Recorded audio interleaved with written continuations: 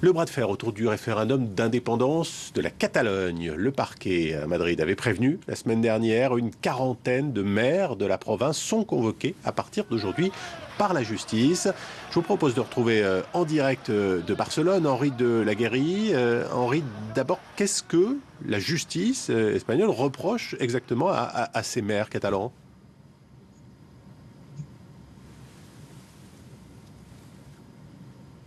Eh bien, tout simplement, elle reproche à ces maires qui se sont engagés en faveur du référendum de justement faciliter l'organisation de ce vote, un vote qui, rappelons-le, a été interdit par la justice espagnole, un vote qui est donc illégal.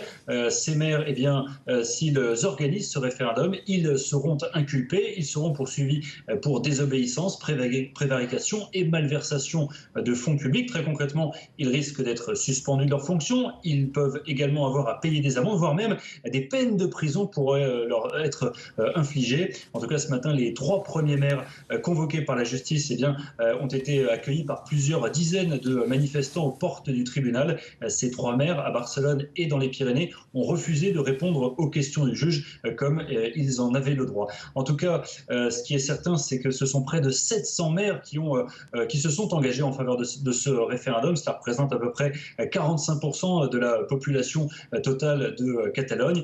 Ces maires disent qu'ils sont déterminés à aller jusqu'au bout. Ils ouvriront des bureaux de vote le 1er octobre prochain et certains maires d'ailleurs d'extrême gauche refusent d'ailleurs de se rendre à la convocation de la justice et eux pourraient être interpellés dans les tout prochains jours. Et puis Henri, tout ça, ça fait partie d'un tout, hein, parce qu'au-delà de ces maires catalans, visiblement, Madrid va faire tout son possible pour empêcher ce référendum.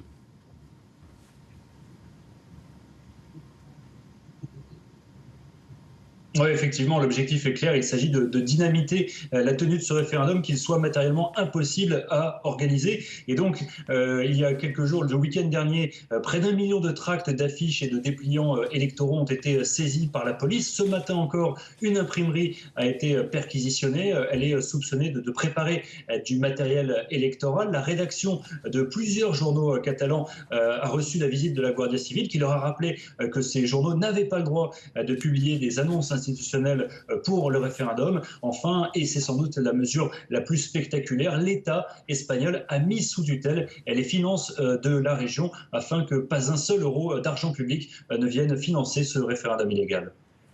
Merci Henri. Henri de la Guérie, donc en direct de Barcelone.